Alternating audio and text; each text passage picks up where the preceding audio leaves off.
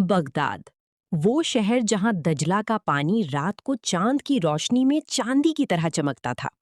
मगर उस जमाने में तीन ऐसे शख्स थे जिनका नाम सुनकर बगदाद के दुकानदार अपनी तिजोरियां कसकर बांध लेते थे और मुसाफिर अपनी थैलियां कपड़ों के अंदर छुपा लेते थे। चूरण लाल उनमें सबसे बड़ा था, जो ब्राउन काउबॉय हैट पहनता था, डील डोल का अच्छा और आंखों में ऐसी चालाकी जो पहली नजर में ही दिखती थी। वो ठगों का उस्ताद था।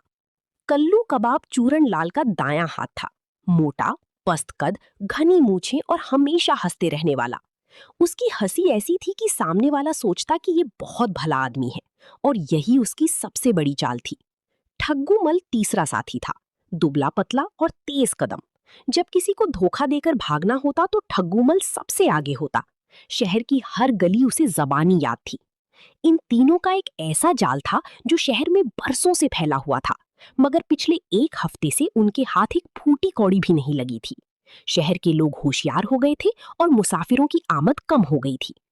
एक शाम वे बाजार के एक पुरानी कूचे में बैठे अपना सर पीट रहे थे कि गली के मोड़ से एक नौजवान नमूदार हुआ।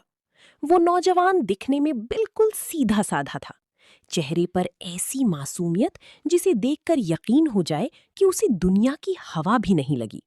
उसका नाम था जैद।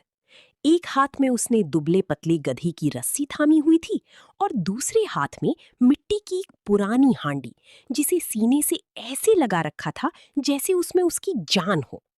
लो भाई, आज का रिस्क खुद चल कर आ गया। मियाँ, इस वीरान गली में क्या ढूंढ रहे हो?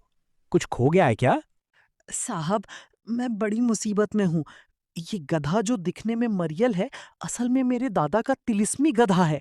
दादा कह गए थे कि जब ये हींकता है तो इसके मुंह से चांदी के दिरहम झड़ते हैं।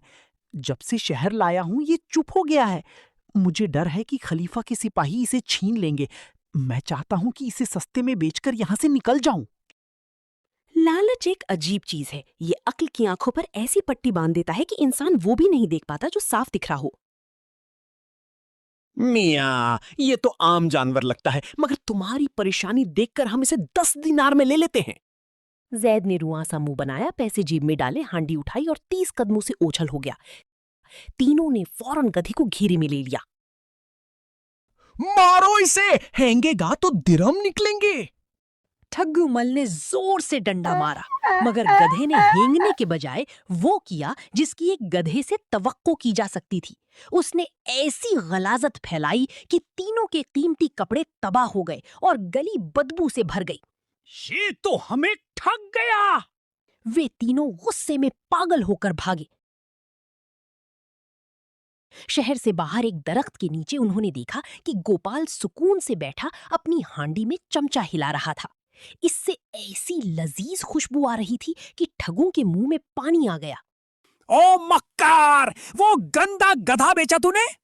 अरे साहब, शायद आपने इसे सही तरह से पुचकारा नहीं। खैर, ये देखिए, ये मेरी जादुई हांडी है। इसमें मैंने सिर्फ ठंडा पानी और कच्ची बूटियां डाली थीं, और देखिए बगैर आग के कैसा उम्दा सालन तैयार हो गया है। अगर ये हांडी मिल जाए तो सफर में कभी फाका नहीं होगा। ये हांडी हमें दो, 20 दीनार ले लो। जैद ने थोड़े नखरों के बाद पैसे लिए और अंधेरे में गायब हो गया। ठगों ने हांडी में पानी और गोश्त डाला और घंटों बैठे रहे। गोश्त कच्चा रहा और पानी ठंडा। जब उन्होंने हांडी तोड़ी तो देखा कि इसमें नीचे पहले से पका हुआ सालन भरा था, जिसे जैद ने बड़ी महारत से छुपाया था। इसने हमें दूसरी बार लूटा। अब गुस्सा इंतकाम की आग बन चुका था। वे फिर निकले। इस बार गोपाल एक नदी के किनारे एक खूबसूरत कुत्ते के साथ बैठा था। आज तेरी मौत आई है। अरे साहब, आप बार बार आ जाते हैं। देखिए, मैंने इस कासिद कुत्ते को अभी शहर भेजा था मिठाई लाने, और ये देखिए ताजा डिब्बा। कुत्ते के पास वाकई एक उम्दा डिब्बा पड़ा था। ठगों ने सोचा, ये कुत्ता तो कमाल का है, इससे चोरियां करेंगे और पैगाम भेजेंगे। इसे 50 दिनार में खरीद लिया। चूरन लाल ने कुत्ते के कान में सरगोशी की, जाओ मेरे घर और बीवी से कहो कि अच्छा खाना पकाए।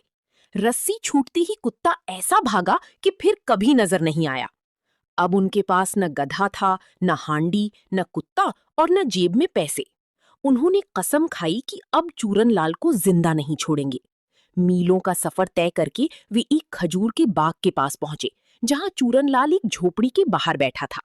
पास में एक बुढ़िया लेटी थी। उसके हाथ में लकड़ी की पुरानी बांसुरी थी और वो कुछ गुनगुना रहा था। अब तेरी कोई चाल काम नहीं आएगी, आखिरी दुआ मांग ले। चूरन भाई आप आ गए। माजरत, वो कुत्ता शायद रास्ता भूल गया होगा, मगर अभी ठहरिए, मेरी अम्मा चल बसी हैं। मैं इस हयात बख्श बांसुरी से उन्हें अभी जिंदा करने वाला था। बेवकूफ मत बनाओ, कोई बांसुरी मुर्दों को जिंदा नहीं करती। चूरन लाल ने बांसुरी उठाई और एक अजीब धुन छेड़ी। 2 मिनट बाद बुढ़िया, जो पहले से सिखाए गए नाटक के मुताबिक साकित लेटी थी, उठकर नाचने लगी। ठगों की आंखें फटी की फटी रह गईं। चूरन लाल ने सोचा कि अमीरों को मारेंगे और फिर इस बांसुरी से जिंदा करने का नाटक रचाकर लाखों कमाएंगे। उसने अपने गले की सोने की जंजीर देकर बांसुरी ले ली। कल्लू कबाब, तू लेट जा, मैं तुझे मारूंगा और फिर बांसुरी से जिंदा करूंगा। चूरन लाल ने एक भारी डंडा कल्लू कबाब के सर पर दे मारा। वो बेहोश हो गया। चूरन ने घंटों बांसुरी बजाई, मगर कल्लू नहीं उठा। ठग्गूमल ने नब्ज चेक की, वो वाकई मर चुका था। धोखा, फिर धोखा। उन्होंने जैद को पकड़कर एक चमड़े के थैले में बंद कर दिया ताकि उसे दजला में फेंक सकें। रास्ते में वे बाथरूम चले गए। थैली के अंदर से जैद ने भेड़ों की रेवड़ की आवाज सुनी और चिल्लाना शुरू किया। नहीं, मुझे बगदाद की शहजादी से शादी नहीं करनी, मैं एक दरवेश आदमी हूँ। एक चरवाहा करीब आया और उसने थैला खोल दिया।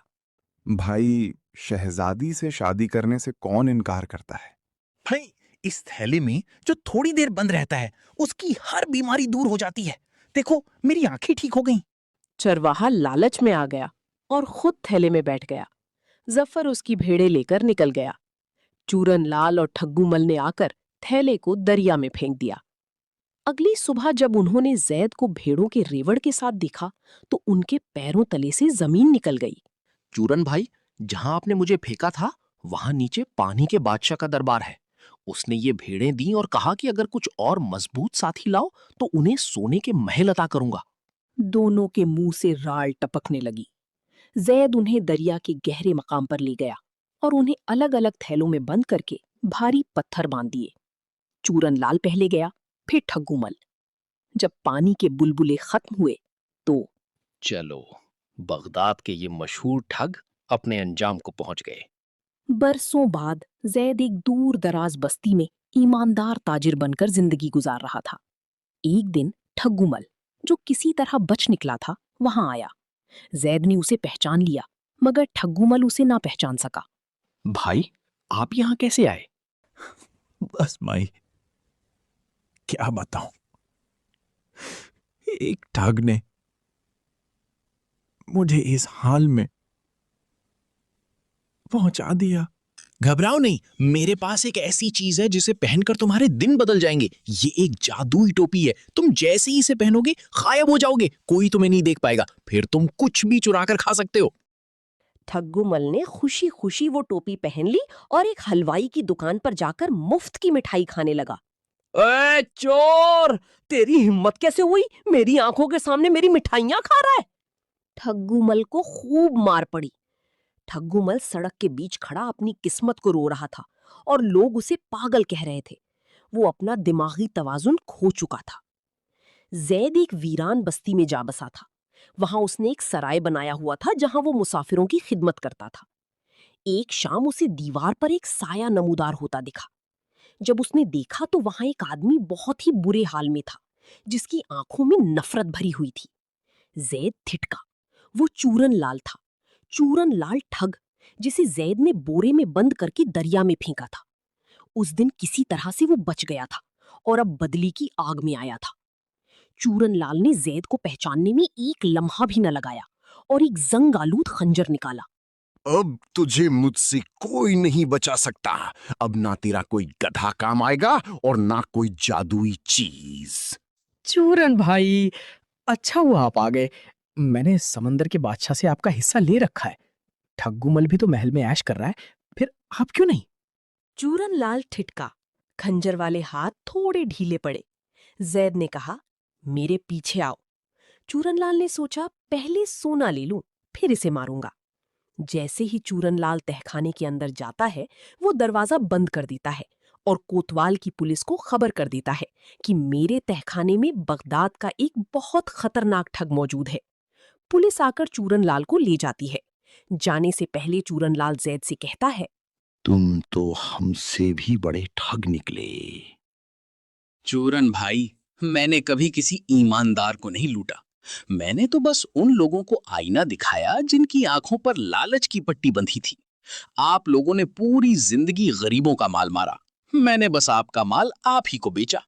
उस दिन के बाद जैद ने हमेशा के लिए ठगी का काम छोड़ दिया और अपनी बाकी जिंदगी मुसाफिरों की खिदमत में गुजारी।